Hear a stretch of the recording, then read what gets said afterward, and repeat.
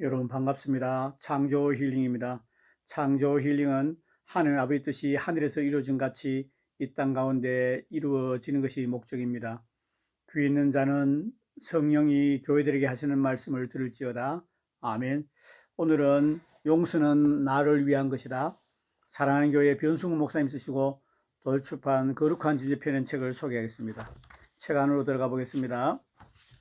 목차 제1장 하나님은 용서할 때 잊어버리십니다. 제2장 우리도 다른 사람의 잘못을 용서하고 잊어버려야 합니다.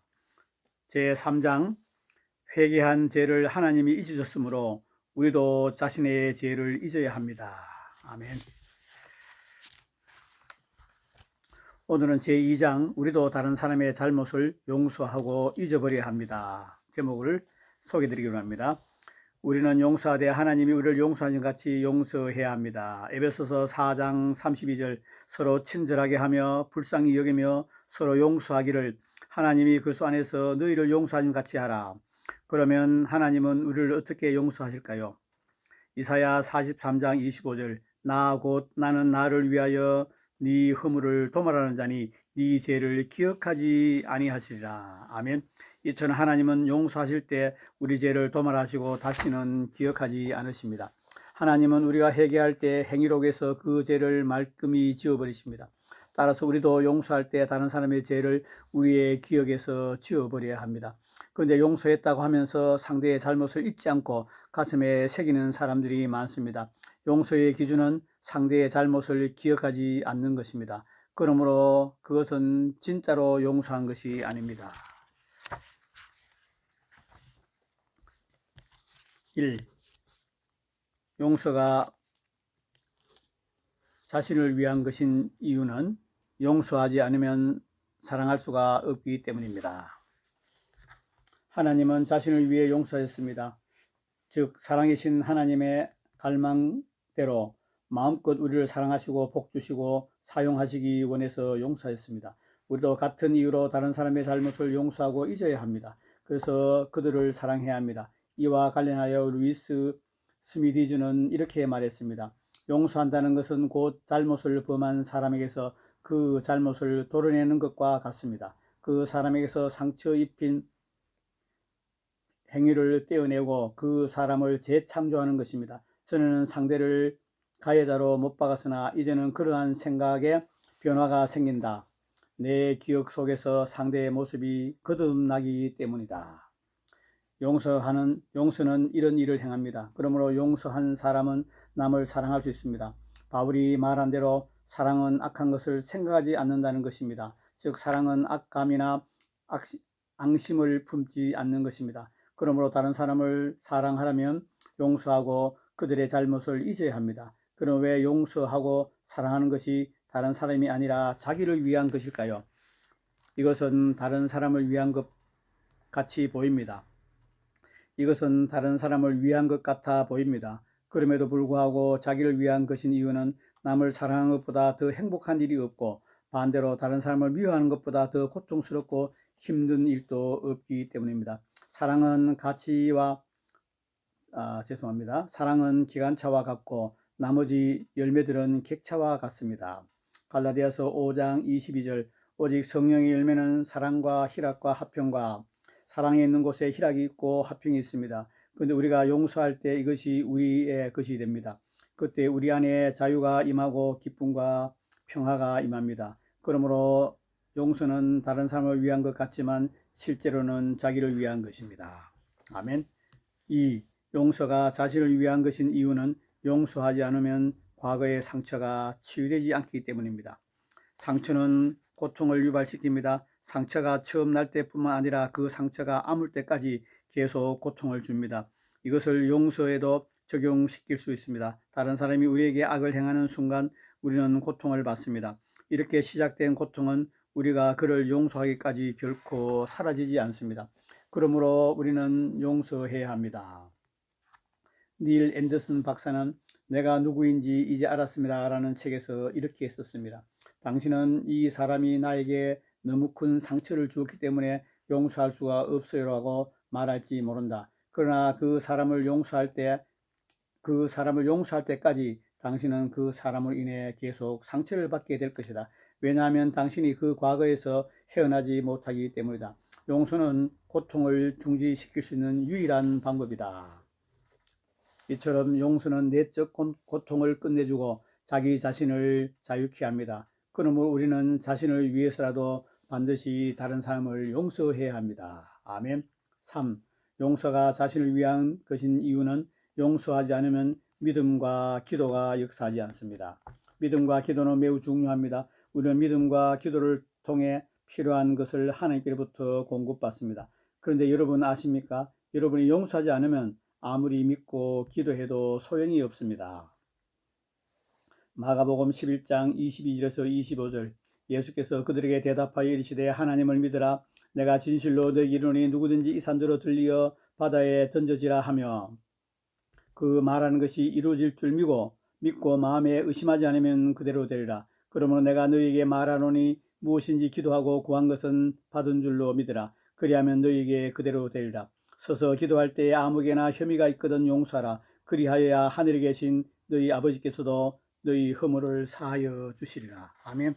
마가복음 11장 23절에서 24절은 마가복음 11장 25절이 없이는 역사하지 않습니다. 왜 25절이 없이는 역사하지 않을까요? 그 이유는 믿음은 사랑이 없이는 역사하지 않기 때문입니다. 아멘. 갈라디아서 5장 6절 그리스도 예수 안에는 할례나 무할례나 효력이 없으되 사랑으로서 역사는 믿음뿐이니라. 아멘. 우리가 믿고 그 믿음을 고백하는 것은 효과적인 믿음을 위해서 그리고 기도의 응답을 받을 일에 필요한 한 부분일 뿐입니다. 그러므로 이것만 가지고는 부족합니다. 여기에 사랑을 더해야 합니다. 25절에 그리고라는 말로 시작되는 것에 주목하십시오. 그리고는 접속사입니다. 이것은 예수님이 23절, 24절에서 하신 말씀과 25절 말씀을 연결해 주는 단어입니다. 마가복음 11장 24절에서 예수님은 이렇게 말씀하셨습니다. 무엇이든지 기도하고 구하는 것은 받은 줄로 믿으라. 그리하면 너에게 그대로 되리라. 아멘. 예수님은 기도에 대하여 말씀하시고 있습니다. 동시에 어떻게 우리가 우리의 믿음을 효과적으로 역사하게 할 수 있는지에 대하여 가르쳐 주셨습니다. 그 후 25절에서 예수님은 이렇게 말씀하셨습니다. 서서 기도할 때 아무에게나 혐의가 있거든 용서하라.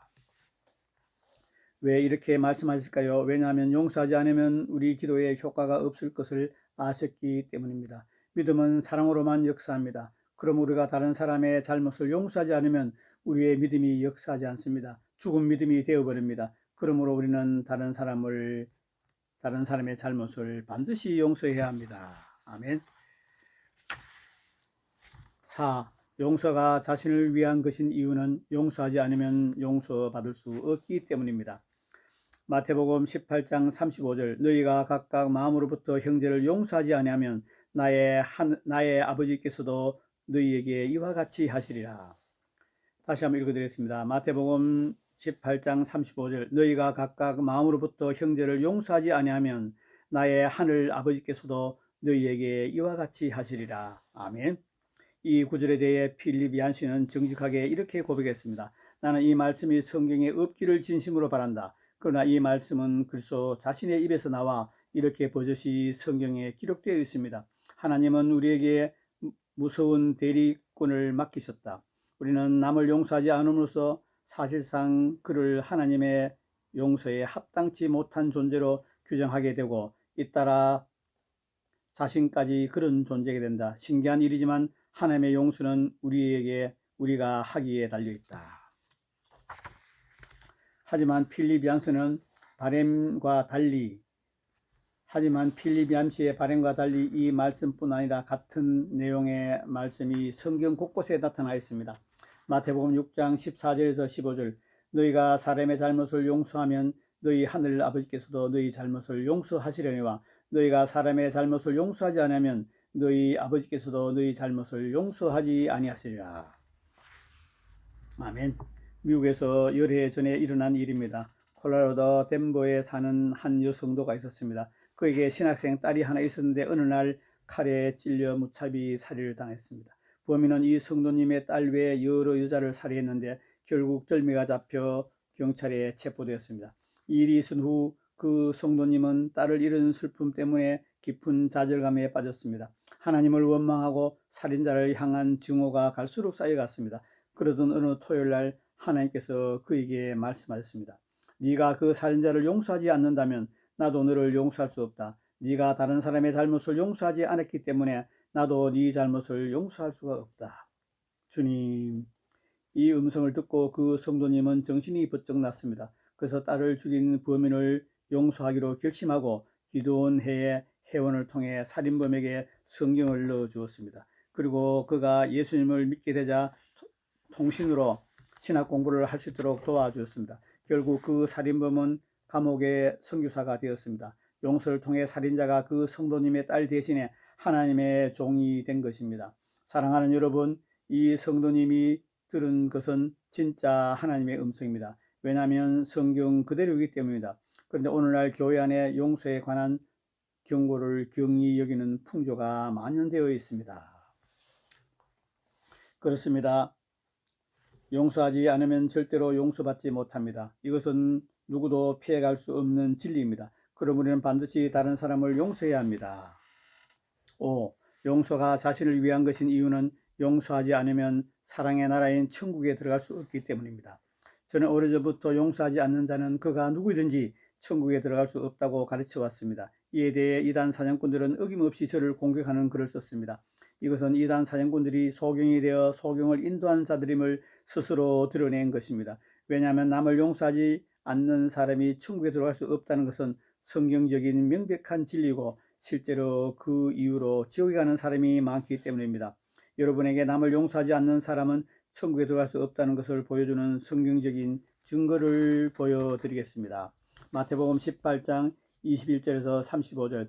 그때에 베드로가 나와 가로되 주여 형제가 내게 죄를 범하면 몇 번이나 용서하여 주리까? 7번까지 하오리까? 예수께서 가라사대 내게 이르노니 7번뿐 아니라 70번씩 7번이라도 할지니라. 이러므로 천국은 그 종들과 회개하려 하여 어떤 인구가 같이 회개할 때에 1만 달란트 빚진 자 하나를 데려오매 갚을 것이 없는지라 주인이 명하여 그 몸과 처와 자식들과 모든 소유를 다 팔아 갚게 하라 한데 그 종이 엎드려 절하며 가로되 내게 참으소서 다 갚으리다 하거늘 그 종의 주인이 불쌍히 여겨 놓아 보내며 그 빚을 탕감하여 주었더니 그 종이 나가서 제게 100데나리온 빚진 동간 하나를 만나 붙들어 목을 잡고 가라되 빚을 갚으라 하며 그 동간이 엎드려 간구하여 이르되 나를 참아주소서 갚으리다 하되 허락하지 아니하고 이에 가서 저가 빚을 갚도록 오게 가두거늘 그 동간들이 그것을 보고 심히 민망하여 주인에게 가서 그 일을 다 고하니 이에 주인이 저를 불러다가 말하되 악한 종아 네가 빌길래 내가 네 빚을 전부 탕감하여 주었거늘 내가 너를 불쌍히 여긴 것 같이 너도 네 동간을 불쌍히 여김이 마땅하지 아니하냐 하고 주인이 노하여 그 빚을 다 갚도록 저를 옥졸에게 붙이니라. 너희가 각각 중심으로 형제를 용서하지 않으면 내 천부께서도 너희에게 이와 같이 하시리라. 주님, 너희가 각각 마음으로부터 형제를 용서하지 않으면 나의 하늘 아버지께서도 너희에게 이와 같이 하시리라. 중요한 것은 예수님이 말씀을 한 대상입니다. 중요한 것은 예수님이 이 말씀을 한 대상입니다. 이 말씀이 누구에게 하신 말씀인지 아십니까? 놀랍게도 믿는 자들에게 하신 말씀입니다. 그 증거로 이 비유에 나오는 종은 이미 엄청난 빚을 탕감받았으며 구원, 주인의 종으로 불리는 사람입니다. 그러면 여러분에게 묻겠습니다. 불신자들이 하나님의 종입니까?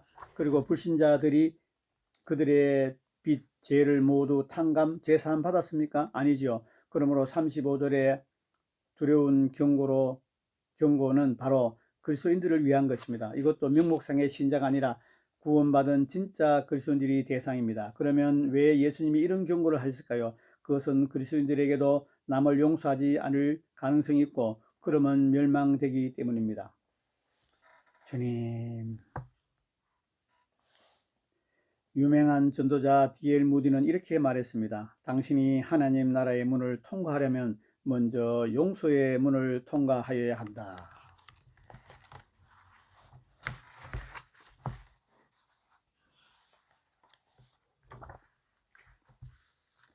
이처럼 남을 용서하지 않으면 용서받을 수 없으며 이미 용서받은 것까지 무효화됩니다. 그러므로 용서하지 않는 자들이 지옥에 가는 것은 당연한 것입니다.